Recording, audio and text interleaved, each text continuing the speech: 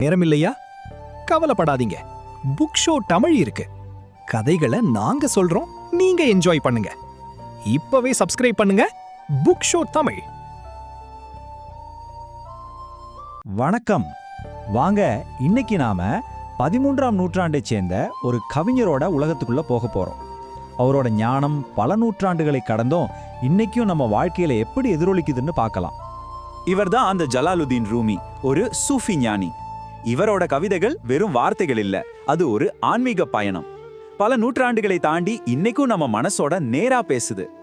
ரூமி அடிக்கடி செய்யற மாதிரி நாமளும் ஒரு ஆழமான படிமத்தோட ஆரம்பிக்கலாம். ஒரு புல்லாங்குழலோட இசை, அதிலிருந்து வர்ற சோகம் ஒரு பிரிவோட வழியையும் திரும்ப சேர துடிக்கிற ஏக்கத்தையும் சொல்லுது. இது வெறும் ஆரம்பம்தான். சரி, இவ்வளோ சக்தி வாய்ந்த இந்த வரிகள்லாம் எங்கிருந்து வருதுன்னு யோசிக்கிறீங்களா? வாங்க, ரூமியோட படைப்புங்கிற அந்த பெரிய கடல்ல கொஞ்சம் உள்ள போய் பார்ப்போம். இந்த வரிகளோட மூலம் மஸ்னவி. இது ரூமியோட ஒரு மாஸ்டர் பீஸ். சும்மா ஒரு கவிதை புத்தகம் நினைச்சிடாதீங்க. இது 6-7 தொகுதிகள் கொண்ட ஒரு பெரிய காவியம். இதுல 25,000க்கும் மேற்பட்ட ஈரடிகள் இருக்கு. சூஃபி ஞானிகளுக்கு இது ஒரு வழிகாட்டி மாதிரி. அந்த புத்தகத்தோட முன்னுரையிலேயே ஒரு ரொம்ப அழகான விஷயம் சொல்லப்பட்டிருக்கு. அதாவது, ஒரு துளி தண்ணிக்குள்ள ஒரு பெரிய சமுத்திரமே இருக்கிற மாதிரி சின்ன சின்ன விஷயங்களுக்குள்ள பெரிய பிரபஞ்ச உண்மைகள் ஒளிஞ்சிருக்குன்னு ரூமி நம்பினாரு. சோ இன்னைக்கு நாம என்ன பண்ண போறோம்னா, அந்த மகா சமுத்திரத்திலிருந்து சில ஞான துளிகளை மட்டும் எடுத்து சுவைக்க போறோம். ஒவ்வொரு துளியும் நாம ஆராய்ந்து பார்க்க ஒரு பிரபஞ்சத்தையே தனக்குள்ள வச்சிருக்கு. சரி, முதல்ல நம்மளோட சொந்த வாழ்க்கை, காதல், இழப்பு, நம்மளோட உள்மனம், இத பத்திலாம் ரூமி என்ன சொல்றாருன்னு பாப்போமா? இங்க பாருங்க, பார்க்குற ஒரு சாதாரண விஷயத்த எப்படி காதலோட இணைக்கிறாருன்னு. உண்மையான காதல் இருந்தா நம்ம பார்வை குறுகாத, இன்னும் விரிவடையும்னு சொல்றாரு. உலகத்தோட உண்மையை இன்னும் தெளிவா பார்க்கலான்னு சொல்றாரு. நாம பொதுவா காதல் கண்ணை மறைக்கும்னு சொல்லுவோம் இல்லையா? ஆனா ரூமி சொல்றது அதுக்கு அப்படியே உல்டா. அவர் பார்வையில காதல் கண்ணை மறைக்கிற ஒரு சக்தி இல்ல, உண்மையை இன்னும் பிரகாசமா காட்டுற ஒரு கண்ணாடி. இழப்பை பத்தி பேசும்போது அவர் ரொம்ப ஆறுதலான ஒரு விஷயத்த சொல்றாரு. ஏதாச்சும் ஒன்னு நம்மளை விட்டு போயிடுச்சுன்னா கவலைப்படாதீங்க, ஏன்னா அந்த வெற்றிடத்தை நிரப்பத்தான் புதுசா ஒன்னு வரும்னு சொல்றாரு. ரொம்ப அழகான பார்வை இல்லையா? இது நம்ம எல்லாரையும் யோசிக்க வைக்குது இல்லையா? நம்ம வாழ்க்கையிலயும் சில பழைய விஷயங்களை நம்ம விடாப்பிடியா பிடிச்சிட்டு இருக்கும்போது புதுசா எதுவும் உள்ள வர முடியாம போயிடுது. ஓகே, தனிப்பட்ட வாழ்க்கையில இருந்து இப்ப கொஞ்சம் வெளியே வந்து இந்த உலகத்தையும் இங்க இருக்கிற மக்களையும் எப்படி சமாளிக்கிறதுன்னு ரூமி என்ன சொல்றாருன்னு பார்ப்போம். ஒரு முட்டாள் தன் நிழலையே பிடிக்க ஓடுவானாம். அவனோட பலம் மொத்தம் தீர்ந்து போற வரைக்கும் ஓடிக்கிட்டே இருப்பானாம். இதை விட ஒரு அழகான உருவகம் இருக்க முடியுமா? புகழ், பணம், அந்தஸ்துன்னு நாம துரத்துற பல விஷயங்கள் இந்த நிழல் மாதிரி தான். அதாவது, இங்க ரூமி சொல்ல வர்ற முக்கியமான பாயிண்ட் என்னன்னா, இந்த மாதிரி வெற்றி இலக்குகளை துரத்துறதால நமக்கு மனநிறைவும் கிடைக்காது, நம்மளோட உண்மையான சக்தியும் வீணாயிடும்.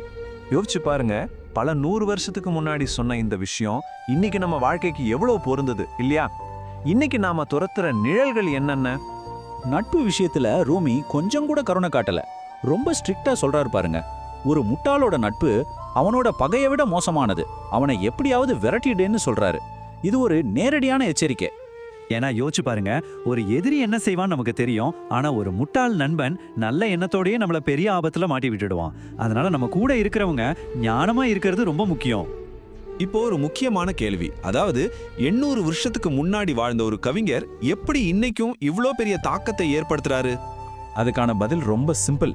அவர் பேசின விஷயங்கள், காதல், இழப்பு, நட்பு, ஆன்மீகம், இதெல்லாம் எந்த காலத்துக்கும், எந்த நாட்டுக்கும், எந்த மதத்துக்கும் பொதுவானது. அதனாலதான் எல்லாராலையும் அவரோட கவிதைகளோட கனெக்ட் பண்ண முடியுது. உண்மையில ஆச்சரியமான விஷயம் என்னன்னா, அவரோட கவிதைகளை எங்கெல்லாம் கொண்டாடுறாங்க தெரியுமா?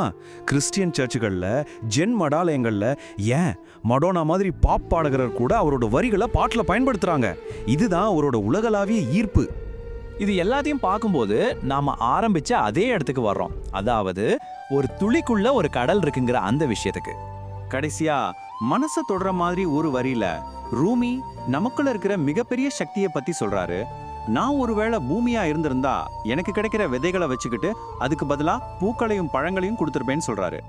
அதாவது அவர் என்ன சொல்ல வர்றாருன்னா, இந்த பூமி மாதிரி நாமளும் இருக்கணும். வாழ்க்கை நமக்கு என்ன கொடுக்குதோ அதை எடுத்துக்கிட்டு அதை விட அழகானதா, பயனுள்ளதா மாத்தி இந்த உலகத்துக்கு திரும்ப கொடுக்கணும். இது ஒரு ஆழமான பார்வை. ஆக ரூமியோவோட போதனைகள் வெறும் வார்த்தைகள் இல்ல, அது ஒரு அழைப்பு. நம்ம வாழ்க்கையோட ஒவ்வொரு சின்ன நிமிஷத்துலயும் ஒளிஞ்சிருக்கிற அந்த பெரிய பிரபஞ்சத்தை பார்க்க சொல்ற ஒரு அழைப்பு. நீங்க யோசிச்சு பாருங்க, உங்க அனுபவத்தோட ஒரு துளியில அப்படி என்ன அர்த்த கடல் காத்துக்கிட்டு இருக்கு?